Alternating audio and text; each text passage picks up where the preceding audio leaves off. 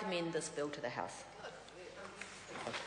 I call the Honourable Ruth Dyson. Mr Speaker, like other members, I'm delighted to be able to take a call in the Riccarton Bush Amendment Bill, and I want to begin by congratulating and commending the local member, the Honourable Jerry Brownlee MP for Ireland, for what is probably a lot of work actually that's gone on behind the scenes in introducing this bill. Even though it's quite a small bill, it has got 3 parts, and I know that there would have been a lot of consultation and engagement with local organisations to get it to this stage.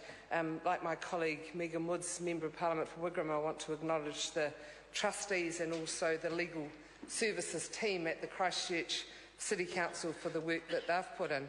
I'm delighted that the member introducing the bill has advised the House that he's proposing to refer it to the Local Government and Environment Select Committee, and I was particularly touched by the way the member explained the links between local government and environment in the same way that he passionately described the need for protection of the bush and heritage buildings. And I'd like him to repeat it a lot. We like to hear it in Christchurch from the member in his other capacity as Minister responsible for earthquake recovery, because those are 2 things that we're in danger of losing quite a lot of, and the member's obvious personal inclination came to the fore, and I personally want to hear more of it. I'd recommend that the Local Government Environment Select Committee come to Christchurch. It's quite common during a local bill to come to a city. Some people, so I've heard, think there's not much to come to our city for, but I can advise them that is not the case. I know that the local member, the member who's just resumed his seat, Megan Woods and I and our other Canterbury colleagues would be delighted to look after them and ensure that they see a lot of our city. But it is seriously important that they go and see the actual area that is being discussed in this legislation. We heard some excellent history from Megan Woods, and I want to thank you for bringing that information to the House. I know that during the consultation process, the local member would have had a lot of engagement and discussion with the Dean's family, of course, who are very strong still in the affairs of our city and our region. And I'd be very curious to know, and perhaps in his concluding comments, I'd be very curious to know if they mentioned their continued frustration with the compulsory acquisition of private land that has been enabled because the government hasn't taken any action to fix that part of the Resource Management Act, which allows that. And because of the Central Plains Water Trust activity, part of their farm, which has gone back as long as this very area, is now going to be compulsorily acquired. You know, hard to imagine in this day and age. Smelling salts for Dennis.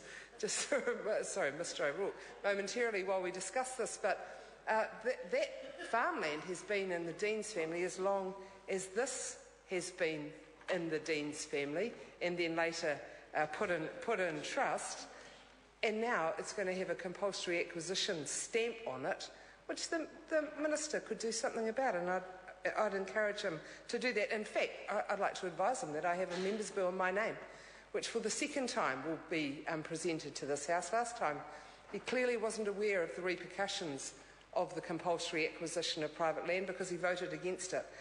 I'm sure that will be raised in future discussion with the Dean's family. Mr. Speaker, I want to conclude, as I started, by acknowledging the work that the member has put into this bill alongside the legal team at the City Council and the trustees themselves. I listened to the member's contribution as he introduced the bill.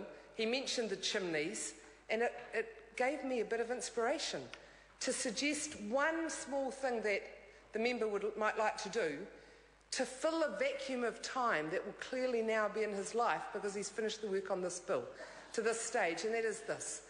That is to use his powers under the SERA legislation to grant all Cantabrians existing use rights so that we can have our log burners back in our rebuilt homes. Existing use rights is a power that he does have under the SERA legislation. That is the only change that is required. And while we support the transition of the chimneys being lit through this Riccarton Bush Amendment Bill, so too could the member support constituents of all of ours across our city being able to light their log burners as they were prior to the February quake. Mr Speaker, it's a pleasure to support this legislation.